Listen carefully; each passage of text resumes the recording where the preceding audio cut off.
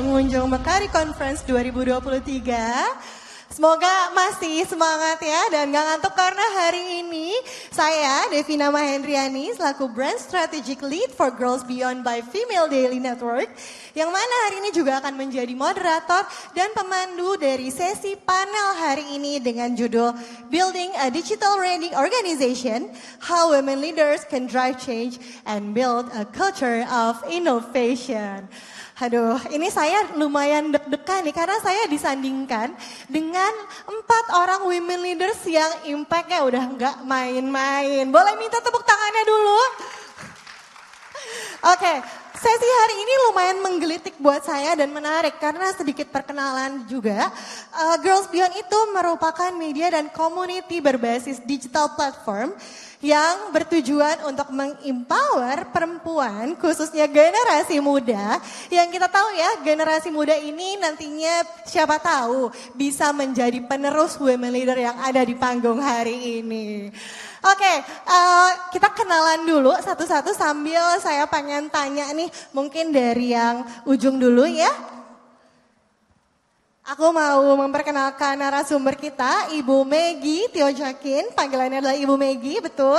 Ibu Meggy ini memiliki latar belakang pendidikan jurnalis di UPH pada awal 2000-an dan melanjutkan studi di Harvard dalam bidang liberal arts and science, berpengalaman lebih dari 20 tahun di media dan kreatif, dan saat ini Ibu Meggy menjabat sebagai Presiden and Chief Revenue Officer di Jakarta Post. Apa kabar Ibu? Baik, terima kasih, sehat, terima kasih. Ya, sedang sibuk apa nih belakangan ini? Mungkin boleh diceritakan? Boleh, selamat sore semuanya, agak silau tapi gak apa-apa, mudah-mudahan kelihatan ya.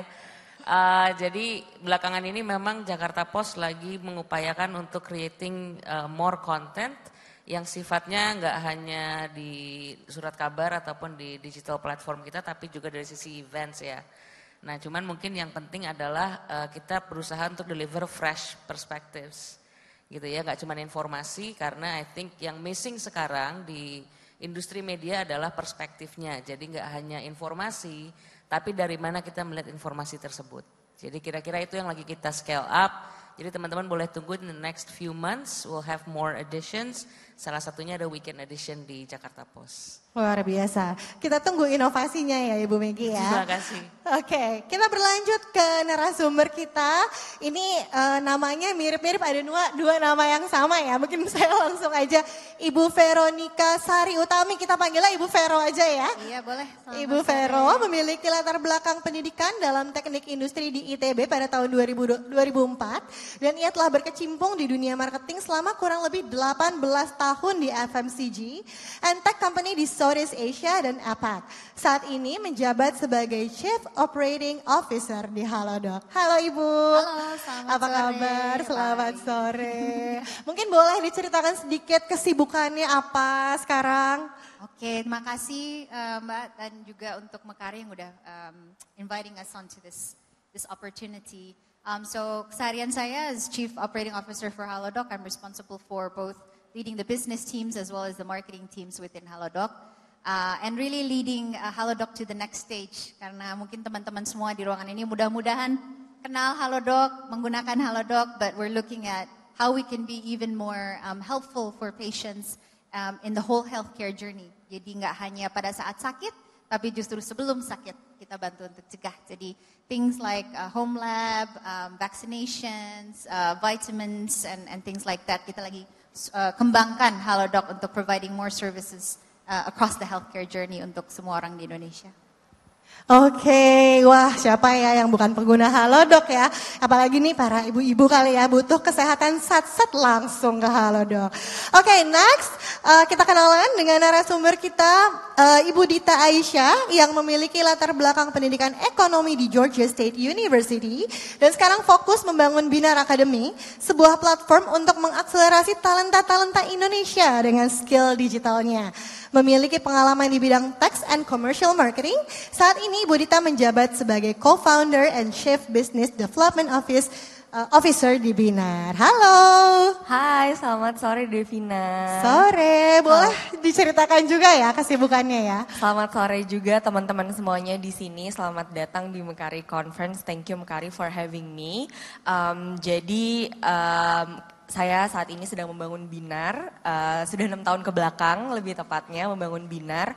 Binar adalah one stop solution for digital talents and skills. Jadi kita bisa membantu anak-anak muda yang kepikiran untuk meniti karir di digital industry, lalu juga nggak cuma belajar, kita juga bisa membantu menyalurkan talenta-talenta digital tersebut untuk mendapatkan kerjaan di company-company yang memang sedang berdigital transformation atau yang memang tech startups lah gitu. Jadi kita juga membantu banyak company-company digital untuk mengkonekkan dengan talent-talent yang pastinya top notch dan the best and the brightest in the market. Oke, tadi kita sempat ngobrol di belakang, kita banyak kesamaan vision ya, pengen mengasah talenta-talenta muda karena kita yakin banyak sekali opportunity yang ada di depan mata untuk para talenta muda. Thank you, nanti kita ngobrol lagi Bu Dita. Nah, last but not least, Ibu Veronica Utami, karena namanya sama kita panggil Ibu Tami, ya betul? Yes. Ibu Tami, lulus di Universitas Indonesia jurusan Teknik Industri pada awal 2000-an, ia melanjutkan untuk berkarir dalam bidang brand and marketing di industri consumer goods untuk Indonesia, Southeast Asia, and Australia, New Zealand selama kurang lebih 21 tahun dan mendapatkan penghargaan 100 Women Business Leaders of the Year 2022. Saat ini menjabat sebagai Marketing Director of Frisian Flags Indonesia. Halo. Halo. Oke, selamat sore, really happy to be here with all of you. Saya udah 21 tahun kerja, jadi kebayang umurnya berapa, tapi semoga tetap yang at heart. Kesibukan saya setahun terakhir ini di Frisian Flag, kita punya misi untuk nourishing Indonesia to progress. And therefore, tunggu tanggal mainnya, akan banyak sekali inovasi yang seru dan pastinya bermanfaat buat kita semua yang ada di sini. Jadi inovasi nomor 1. Yang kedua juga kita mentransformasi cara kita melakukan bisnis, digital, CRM, digital communications is going to be our forefront untuk Frisian Flag. Jadi happy to have any of you want to join us. Yang gak kalah pentingnya lagi kita juga bertransformasi secara sustainability. End to end kita making sure that we deliver what is best for the environment. Tapi juga menggerakkan society sehingga kita memiliki jalan yang seirama untuk membantu masyarakat Indonesia untuk berkembang lebih maju lagi. Terima kasih. Wow, what an impactful journey pastinya ya untuk Mbak Tami ya. Oke, tanpa berlama-lama lagi, marilah kita berdiskusi. Pastinya bakal seru banget, mungkin boleh sambil ada yang mau mencatat atau merekam, boleh banget ya, nanti di-share ya. Oke, ini seru banget sih, karena dalam lanskap digital yang berkembang pesat saat ini, organisasi itu sebenarnya perlu beradaptasi dan bertransformasi agar tetap bisa relevan dan kompetitif. Membangun organisasi yang siap digital itu juga sangat penting untuk memanfaatkan kekuatan teknologi dan mendorong inovasi. Namun meskipun ada kemajuan dalam kesetaraan gender, wah ini marak sekali ya dibicarakan, perempuan itu masih kurang terwakili dalam posisi kepemimpinan. Khususnya di sektor teknologi and digital. Nah, menyadari perspektif dan kemampuan unik yang dimiliki oleh para perempuan terhadap penekanan yang semakin besar terhadap peran pemimpin perempuan dalam mendorong perubahan dan membangun budaya inovasi dalam berorganisasi. Ada beberapa fakta yang menarik. Yang pertama, isu mengenai gender gap ini terutama di dalam dunia kerja di Indonesia masih menjadi hal yang perlu menjadi perhatian. Ada riset dari ILO menunjukkan bahwa hanya 15% perempuan yang menduduki posisi manajemen level atau C-level di Indonesia dan 20% di Asia Tenggara. Namun, pada riset selanjutnya menunjukkan bahwa terdapat korelasi antara gender equality dengan performa bisnis, di mana sebesar 66% perusahaan merasakan peningkatan pada produktivitas. Selain itu, hal tersebut juga berpengaruh pada kreativitas, inovasi dan keterbukaan. Sebanyak 61% berdampak juga pada retensi karyawan, 53% merasa berdampak pada reputasi perusahaan, dan 46% bisa meningkatkan kemampuan perusahaan untuk bisa mengukur consumer interest and demand. Oke, sekarang kita mau mulai diskusinya. Saya ingin menanyakan pendapatnya dulu nih, pandangannya. Mungkin nanti semua bisa bantu jawab ya. Berkaitan dengan tadi fakta yang saya sebutkan bahwa hanya 15% perempuan yang menduduki manajemen level. Sementara secara perbandingan populasi keseluruhan di Indonesia antara laki-laki dan perempuan itu 50-50. To be exactnya itu 50.8 dibandingkan 49,2 itu sebenarnya sangat berbeda tipis. Tapi ada gap yang sangat tinggi pada data perempuan yang menduduki manajemen level. Hal ini membuktikan adanya stereotip yang terjadi. Ya. Menurut teman-teman di sini, menurut ibu-ibu yang ada di sini, kenapa sih gap ini bisa sangat tinggi? Dan apa sebenarnya stereotip yang ada di kalangan masyarakat sekarang? Karena pastinya kerap berubah ya dari masa ke masa. Dan apakah hal ini berkaitan juga dengan productivity? Seperti yang tadi kita juga sempat diskusikan di belakangnya. Aduh, ini anak aku harus sekolah. Kayak aku nih sempat ada career gap karena aku waktu itu harus melahirkan dulu. Apakah itu sebenarnya berpengaruh pada insight-nya untuk productivity? Apakah ya berpengaruh untuk penempatan perempuan di level tersebut? Silakan mungkin boleh dijawab dari Ibu Tami dulu. Oke, thank you Mbak. Jadi saya bersyukur secara environment saya selalu berada di perusahaan baik yang sekarang maupun previous, Frisian Flag Indonesia dan Unilever Indonesia, board membernya quite equal gitu ya, 40-50% are women gitu. Tapi kenapa bisa begitu? Dan ini mungkin rare dibandingkan tadi 15% at the board level, kita 50-40% perempuan di kursi kepemimpinan. Tapi memang ini adalah sesuatu yang organisasi atau perusahaan juga bisa invite gitu ya. Environment di mana perempuan mempunyai kesempatan yang sama untuk maju. Jadi the similar opportunity are given. Bagaimana juga perusahaan menciptakan space untuk membantu wanita-wanita melewati milestone-nya. Misalnya ibu baru gitu ya, apakah ada ruang menyusui, apakah ada daycare di kantor, apakah ada agile working from home, working from office gitu ya. Itu adalah beberapa, hanya sedikit dari the spectrum of mental mindset di mana perempuan dan laki-laki itu punya kedudukan yang sama. Tapi laki-laki juga butuh ya space-space tertentu. Jadi I think it's not only about the women, tapi juga bagaimana kita mengencourage much more simultaneous, dua-duanya perempuan dan laki-laki are given the similar opportunity. Memang ada masa-masa di mana perempuan secara jumlah agak sedikit behind. And therefore di perusahaan tempat saya bekerja memang ada change management di mana memang ditargetkan bahwa perempuan yang harus maju menjadi leaders jumlahnya harus naik dari X menjadi Y. Jadi memang itu ada top down yang akhirnya perusahaan everybody embracing the culture. Jadi top down, inclusivity, embrace as an organization is one thing. Tapi juga saya personally juga bersyukur punya partner yang secure sekali gitu ya. Jadi mendukung pertumbuhan karir saya sehingga tahu di titik-titik di mana saya butuh untuk dipacu sehingga suami saya Pak Andri sebut saja namanya, menjadi partner yang seia sekata sejalan mendukung karir saya. Jadi satu perusahaan punya peran besar, tapi who is your partner in life is also equally important untuk membantu perempuan-perempuan Indonesia untuk lebih maju lagi. Luar biasa, boleh minta tepuk tangannya ya. Jadi environment and support system itu sangat-sangat penting perannya ya untuk mendukung kemajuan dari perempuan itu sendiri. Oke, mungkin Mbak Dita boleh menambahkan?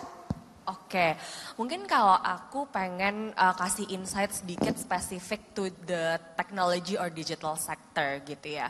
I think the fact that women is so disproportionate in terms of leadership, terutama di technology sector, is not by design or it's not by discrimination gitu. Tapi memang women participation di teknologi itu hanya 22%. Jadi kalau misalnya di leadership positionnya itu sedikit, sebenarnya nggak kaget gitu. Karena from the total workforce memang women participationnya lebih sedikit gitu kan. Nah ini sebenarnya technology sector itu we don't have a room to be discriminative bahkan gitu. Karena sekarang kita punya 9 juta digital talent gap. So you can be women, you can be trans, you can be, identified gitu ya. And as long as you can code, I think there's a very good chance that you can have a good career in digital industry gitu. Nah makanya ini sesuatu yang Binar juga sekarang aktif untuk galangkan gitu ya. How do we increase women participation in tech?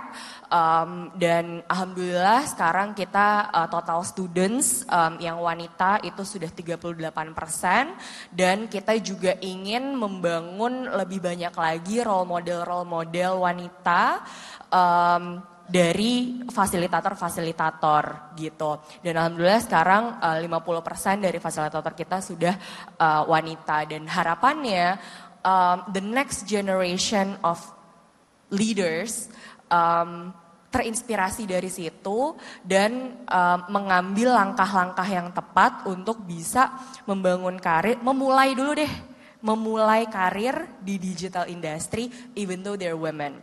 Jordan B. Peterson, one of a very good author, waktu itu sempat di interview sama Joe Rogan, teman-teman kalau misalnya pada suka nonton Joe Rogan podcast, dia bilang globally the engineering majors 70% are male.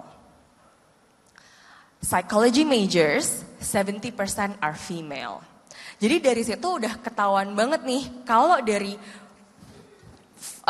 fakultas belajarnya aja udah kayak tersegregasi gitu ya. Pastinya itu akan berdampak ke workforce nantinya gitu. Dan hopefully we can see the change that we want, more gender equality in our lifetime. Luar biasa. Oke, jadi sepakat banget sih. Tadi sempat ngobrol juga, sekarang dari Binar sendiri juga fokus banyak untuk meningkatkan talenta dan skill-skill khususnya mungkin para perempuan. Sehingga ya stereotype itu pasti ada, tapi how to tackle that yang meningkatkan skill sehingga opportunity itu juga terbuka banyak untuk perempuan ya. Oke, kita lanjut ke Ibu Vero. Ya, oke, makasih. Tadi Mbak Rita bilang bahwa di technology sector rata-rata memang majority laki-laki ya. I think then as Halodoc we're quite fortunate karena split perempuan sama laki-laki kita actually 60% women as a whole company. Kalau kita lihat di leadership positionsnya we're actually at 30%-ish, right? So it's still higher than the average gitu. And I think the reason why we've been able to achieve that, I think salah satu kunci yang penting adalah the role of also women leaders in the company, women sponsors and women executives. Karena I think, empowered women empower women, if you've heard that saying, right? I think it's important when you have women leaders, you pull them up, right? Kita bisa recognize where women are strong, right? For example, perempuan itu kan strong di emotional intelligence, for example, in using empathy and not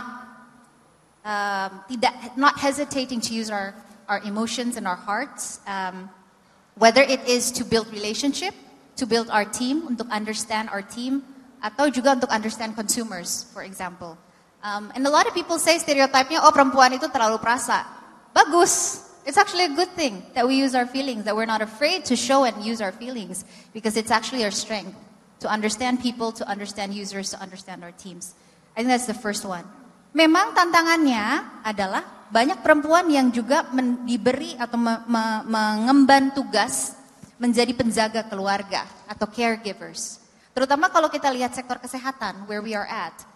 Perempuan rata-rata menjadi mengambil peran utama itu. Whether it is taking care of their children, taking care of their spouse, taking care of their elderly parents. Mungkin teman-teman di sini yang seumur saya, yang udah tua, yang orang tuanya juga sudah mulai sakit-sakitan, ini menjadi beban yang utama lagi gitu. Jadi it's also important for companies to realize bahwa ini menjadi tanggung jawab kita juga as leaders to make sure that all of these caregivers are supported.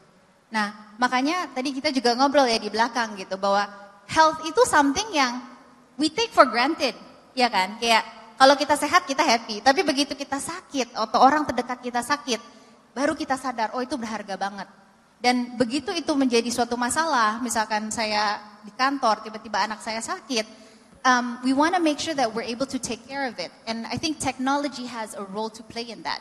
And I think Halodoc has a responsibility to be able to help all these caregivers out there, supaya apapun sakitnya ya, kita bisa bantu untuk atasi gitu. Bahkan bahkan maunya kita sebelum sakit, kita bisa bantu identify juga gitu. So I think it's our role as leaders to be able to provide that, facilitate that through the technology, through corporate telemedicine for example, through corporate MCUs, tapi juga continuing to encourage the use of technology for other use cases yang bisa membantu mengurangi beban dari caregivers perempuan ini. Oke, thank you Ibu Vero. Aku senang banget sih. Tadi ada pembahasan mengenai kita juga harus pull up dan mengenal strength yang perempuan itu punya. Karena banyak banget ya stigma kayak udahlah jangan perempuan, kayaknya baperan gitu ya, atau perasa ya why not ya, kita punya perasaan, kita bisa memimpin dengan rasa juga gitu. Dan senang banget sih mungkin dengan tadi penjelasan teknologi dan inovasi yang telah dihasilkan itu menjadi perpanjangan tangan untuk kita perempuan. Still we can be the caregivers and we can also extend our career gitu ya. Oke, terakhir mungkin Ibu Meggy boleh tambahkan pendapatnya?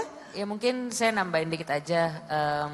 Jadi kalau dan saya baru ngecek juga tadi sekalian untuk acara ini sebenarnya. Untungnya memang di Jakarta Post rasio pegawai laki-laki perempuan tidak pernah terlalu jauh gitu ya, dari awal berdirinya 40 tahun yang lalu it's always between 51 to 49, 50 48 gitu ya. Jadi dan memang kalau dilihat dari perjalanan Jakarta Post karyawan laki-laki perempuannya memang some days it seems like there's more women than men in the office. Jadi memang secara populasi sudah cukup seimbang gitu ya. Memang untuk saat ini di board perempuannya hanya ada 2, tapi previously there were more women gitu. Jadi memang ya itu tergantung masa kepemimpinan ya menurut saya. Nah cuman mungkin yang mau saya address di sini adalah saat ini kan kita bicara diversity. Jadi kan di EI ya, diversity, equity, inclusion gitu ya. Nah mungkin yang perlu di-highlight juga adalah it's not just about gender gitu ya. Kalau kita bicara di EI itu kan ada 2, ada inherent which is kayak sex, age, ethnicity, itu yang memang we are born with. Yang kedua itu acquired which is experience. Nah mungkin yang paling penting untuk media kayak Jakarta Post adalah the diversity of experience. Nah itu jadi kita nggak hanya stay di satu jalur itu terus gitu, tapi kita juga punya experience dengan berbagai macam kultur, berbagai macam orang yang membantu kita untuk bisa lebih empathize. Nah ini sebenarnya yang penting terkait dengan leadership. It's not just about inherent diversity.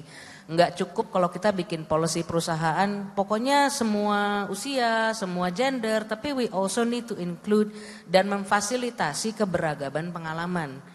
Nah ini kan bisa ada berbagai macam program. Nah mungkin yang saya pengen tambahkan adalah perubahan terkait dengan gender ataupun diversity itu dimulai dengan policy.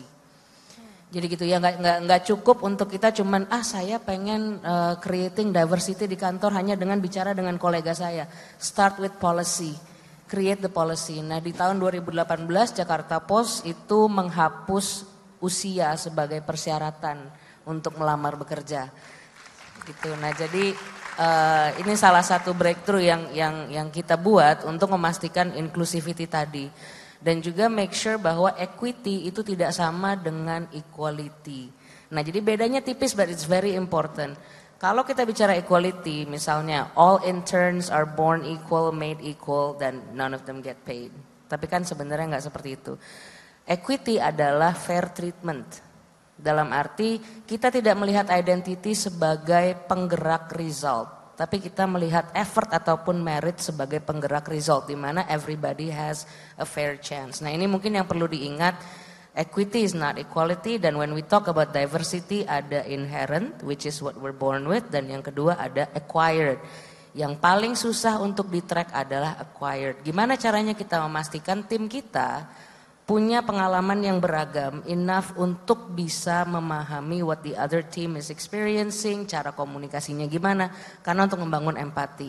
It's impossible untuk kita bisa memastikan diversity bisa menghasilkan inovasi tanpa adanya empati ataupun komunikasi yang strategis. Kira-kira itu mungkin dari saya. Oke, thank you Ibu Maggie. Jadi aku mau highlight sedikit ya, bukan masalah gender gap mungkin di sini yang di-highlight adalah diversity of the experience itself. Dan kalau mau ada suatu perubahan di suatu perusahaan itu, you wanna be change maker, change the policy first. Itu akan sangat membantu memudahkan adanya perubahan di dalam perusahaan tersebut. Thank you Ibu Maggie. Oke, lanjut, semakin seru nih ya diskusinya ya. Nah, sekarang saya pengen nanya nih, ini mungkin lebih personal. Kalau tadi mungkin lebih membahas tentang stereotype dan perusahaannya. As a woman leader yang juga merupakan change drivers, diversity and innovation.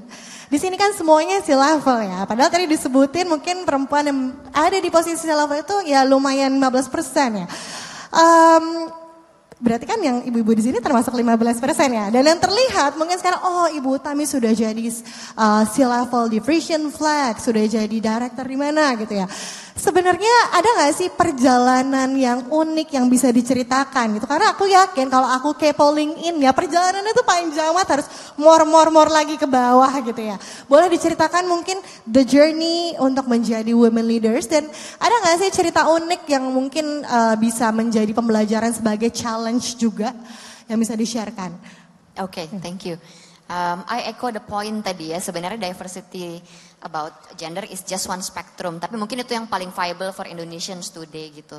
Tapi kalau saya juga boleh mereflect perjalanan karir saya lagi-lagi bersyukur karena memang in the past tuh mendapatkan kesempatan atau privilege, jadi saya merasa ini blessing ya, bisa ngerjain bermacam brand dengan target audience yang berbeda. Misalnya Close Up, anak muda banget.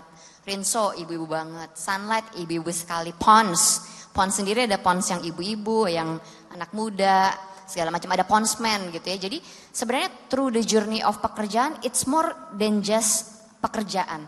Buat saya itu juga mengenali diri sendiri, mengenali society, apa yang mereka butuhkan. Karena kita consumer connect tuh banyak banget ya, baik ke perempuan, ke ibu yang sudah punya anak, ke laki-laki. So we understand. Personally saya menjadi lebih kaya tentang kehidupan dan cara pandang saya melihat kehidupan dan opportunity atau challenges menjadi lebih inklusif ya, karena what is in your shoes, in my shoes, we are having a different path. Nah itu yang empathy menjadi jauh lebih berkembang lewat mengenali brand-brand dan konsumen. Sekarang Frisian Flag juga begitu, targetnya ada yang ibu-ibu punya anak muda gitu ya. Itu challenge atau apa yang ada di pikiran mereka itu bisa begitu berbeda. So I think the job itself give me so much spectrum of understanding Indonesian consumers. That helps. Within the company, I also got exposed untuk bekerja dengan tim yang sangat berbeda. Waktu pertama kali promote menjadi direktur, I think umur 38 waktu itu, majority of my team laki-laki dan memang jauh lebih senior. Global teamnya juga menjadi sangat senior. Ini unik nih Mbak kalau saya boleh cerita. Sometimes kita menjadi terlalu adaptif. Karena setiap hari kita bekerja dengan laki-laki ya, logic. Less of magic ya, enggak gitu semua ya, enggak stereotyping. Tapi laki-laki memang sangat logic, sangat lugas. Jadi memang ada masa-masa di mana kebawa sempat menjadi terlalu manly, karena cara berpikir, cara mengambil keputusan itu memang surroundingnya very manly. Tapi harus diingatkan lagi, fitrah saya sebagai perempuan, I have to be able to bring out the voice of emak-emak Indonesian atau ibu-ibu Indonesians yang mungkin bapak-bapak ini nggak pernah dengerin loh, mana tahu mereka apa sih Tersanjung 1, 2, 3 itu zaman dulu banget ya, atau Angga Yunanda gitu, atau seberapa histerisnya orang sama Nicholas Saputra gitu kan, nggak ngerti mereka, ADC tuh nggak ngerti gitu, atau Korean gitu. So I think more and more saya belajar, I have to make sure that the woman who I am have to be represented. The voice of the woman in Indonesia.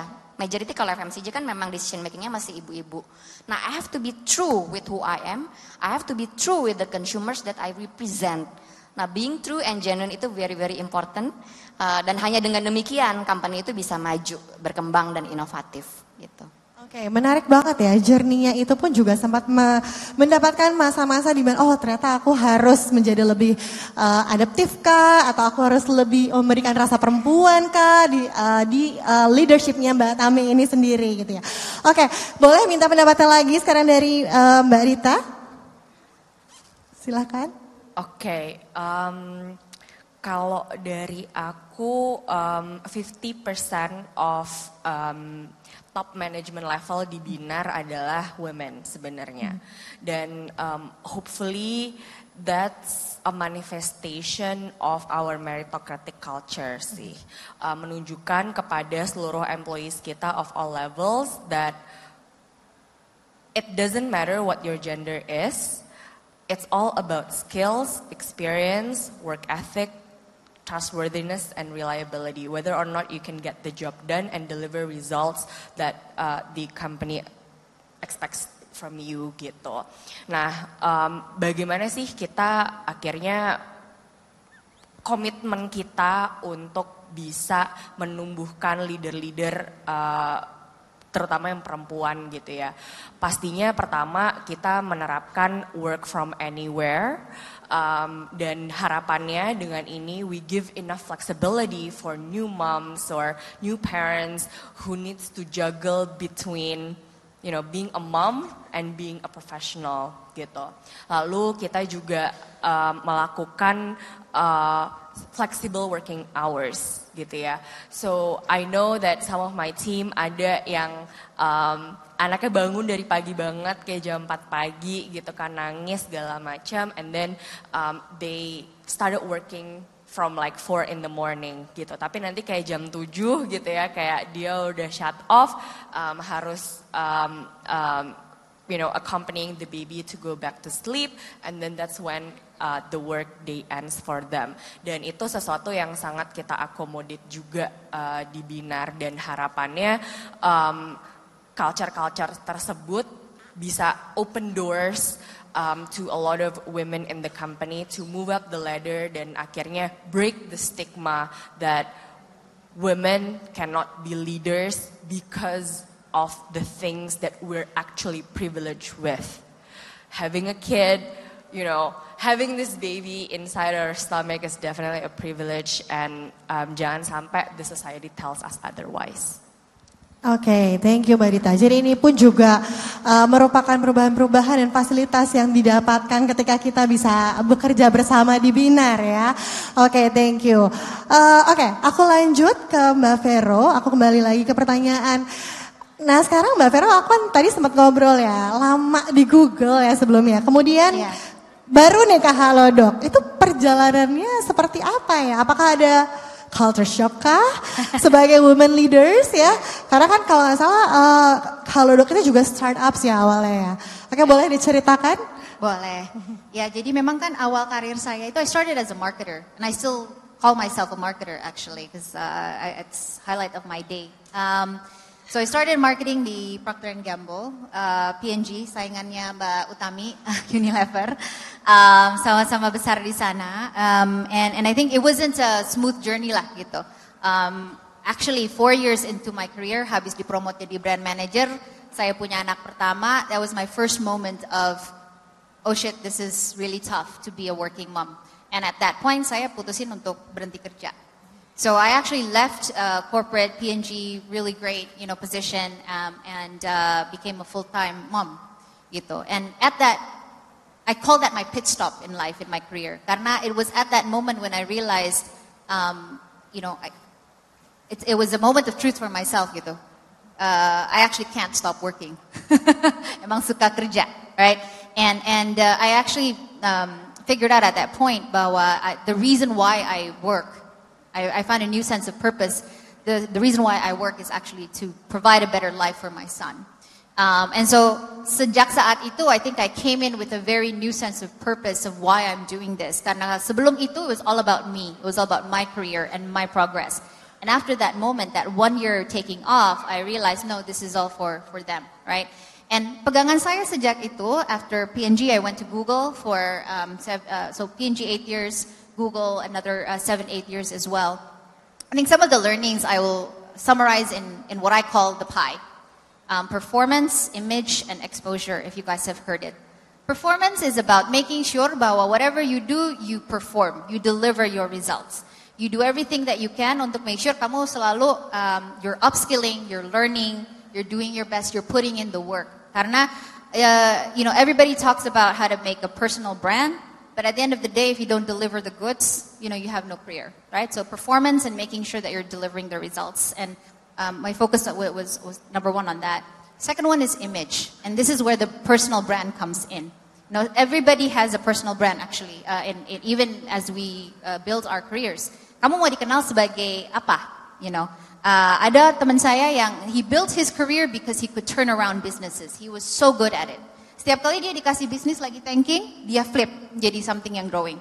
And for me, I'd like to think that for me it's about being a connector, a collaborator, a team builder, a people leader. That's my brand. Dan it's something that I bring nggak hanya di Google tapi juga di Halodoc. Actually, when I talk about kind of my role in that, the culture shock yang tadi disebutin Mbak Devina, it is how my biggest, I think, value so far going into Halodoc is being that connector between teams. Yang mungkin tadinya masih silo, right? They're not talking to each other, they're not collaborating, but bringing that culture of collaboration, bringing that focus on people, itu the kind of image that I try to bring in. The third one is exposure. Ini saya belajar dari marketing. Mau sampo kita sebagus apapun, kalau orang kagak tahu samponya, nggak akan dibeli, right? So, kamu mau sebagus apapun as a person, right? You do really great work. You have a really strong personal brand. Your values are very strong. Kalau bosnya dan bosnya kagak tahu, you're not going to go anywhere in your career, right? So, having that visibility is important. Opening up yourself for opportunities to go beyond your comfort zone. Waktu I took on a role in Singapore, I took on a role in Thailand. It was not comfortable, but it gave me exposure. Not just to leadership actually, but also to different experiences, to different types of people, and it grows you, it develops you. So those are kind of, I think, my learnings along the way, and I think that's something that hopefully I also want to bring to the people that I lead, the team that I lead, where I am right now, and to grow more women leaders. Where even though we're already good right now, I think it's important to continue to grow that. Karena, like you said, we're 50% of the population, harusnya everywhere, that percentage should stay constant. Oke, thank you Mbak Dita ya. Mbak Vero, aku tadi ketukar-tukar jadinya. Oke, luar biasa banget ya jawabannya. Benar-benar tadinya itu mungkin ada culture yang didapatkan dari Google at first, terus lalu pindah ke Halodoc. Tapi ternyata ada yang juga bisa dibawa dan diterapkan di perusahaan selanjutnya. Oke, aku sekarang lanjut ke Ibu Maggie mungkin dari sisi media.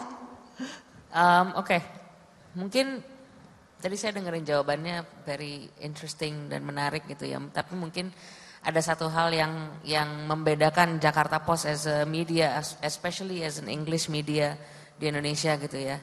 Mungkin bisa dibilang 99% laki-laki yang ada di kantor Jakarta Post itu feminis semua.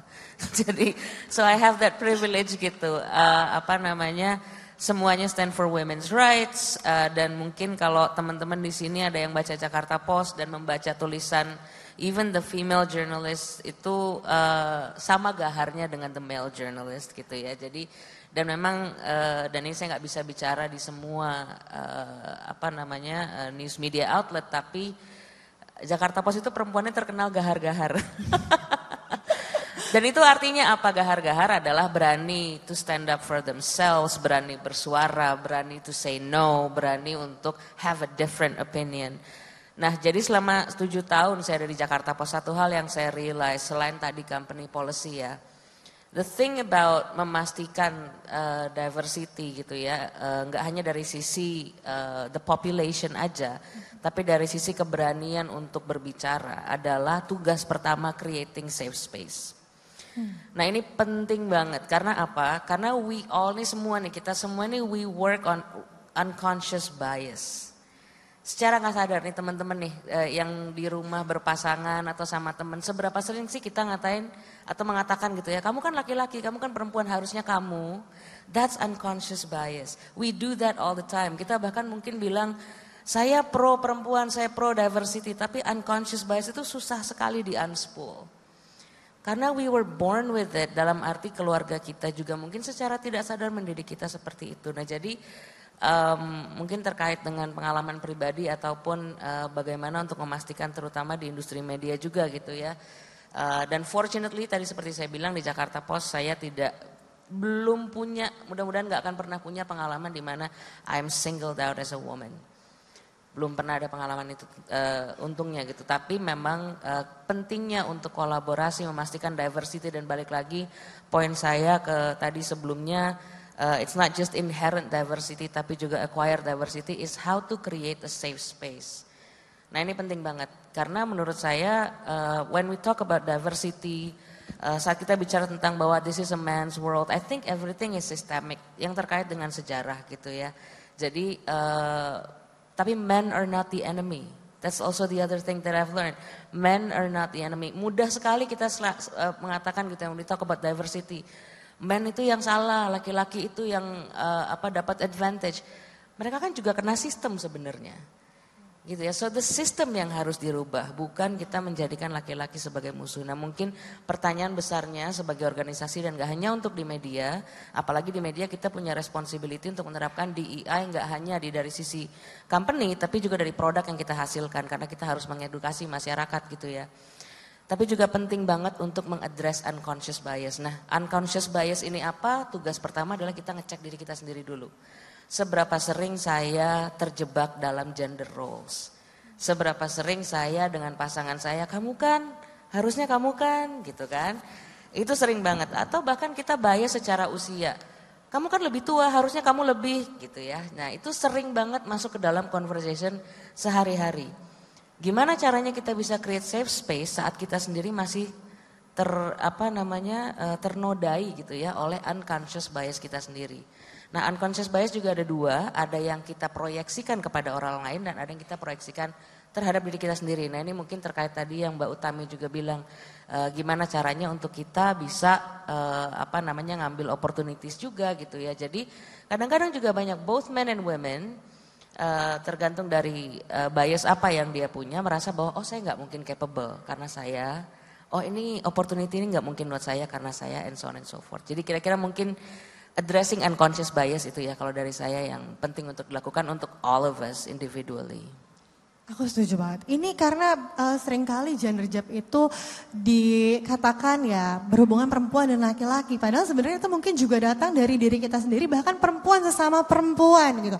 Unconscious bias ini menarik sekali ya, karena ternyata yang menghalangi keberhasilan kita sebagai perempuan ya somehow diri kita sendiri. Dan aku senang sekali ternyata tadi juga sempat dijabarkan oleh Ibu Megi ya, bahwa sebagai suatu perusahaan itu penting sekali membuat sistem yang mencakup adanya safe space ya untuk semua itu bisa untuk mendapatkan experience dan opportunity yang sama. Tapi aku penasaran sedikit sih ini terkait dengan personal journey-nya Ibu Megi ya. Tadi di belakang sempat ngobrol, sebenarnya Ibu Megi ini adalah seorang penulis ya awalnya. Tapi kok udah mungkin nyaman di situasi di mana senang menulis bahkan membuat buku, kok sekarang masuk mau untuk menjadi manajemen level dari perusahaan media yang sudah dibilang cukup besar. Boleh nggak diceritain sedikit? Boleh, ya itu unik, itu it feels like a different life. Tapi intinya adalah saya itu dulu memang saya nulis novel, nulis short stories juga, kemudian branching out to personal essays. Dan saya ngajar juga storytelling gitu kan, sempat bikin beberapa seminar dengan Gramedia juga. Nah jadi kenapa saya shift ke managerial role sebenarnya sederhana, karena saya menulis itu untuk diri saya sendiri.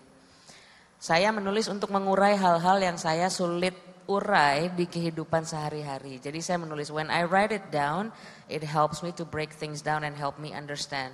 Dan saat saya memahami, saya jadi punya empati lebih besar, pemahaman lebih besar terhadap orang lain dan juga terhadap the world I live in.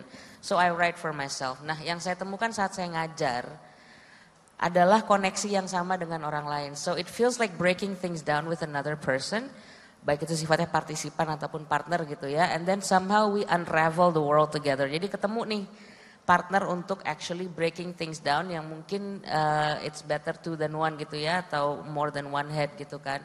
Nah di managerial role itu juga yang saya lakukan. I love to brainstorm with my teams, with everyone. Jadi senang dapat pendapat mereka gitu ya. Jadi kenapa kemudian saat diberi kepercayaan ini terus saya malah jadi senang banget, karena that helps me to actually connect with other people and actually have meaningful conversations every single day.